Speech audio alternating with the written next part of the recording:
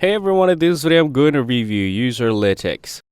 Userlytics is a platform that pays people to test websites, apps, and digital products while giving honest feedback. It connects companies with the real users to understand how easy or difficult their products are to use. Signing up is free, and testers only need a computer or smartphone with a microphone and camera. More tests requires recording your screen and a voice as you complete tasks and share your thoughts. Some projects may also ask for video feedback, which helps companies see natural reactions. Payments are usually made through PayPal, and rates can range from a few dollars to higher amounts for longer or more detailed studies.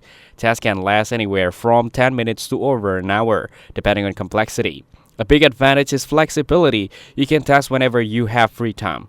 The platform is open worldwide, so people from different countries can join. Userlytics also offers live interviews for deeper feedback, which often pay more.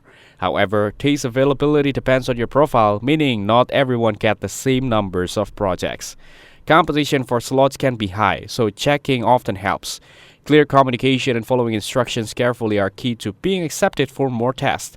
Some users see it as a fun way to make extra money while learning about new products before others. Overall, Userlytics is a reliable side income option for people interested in user testing, offering flexibility and fair pay for honest feedback.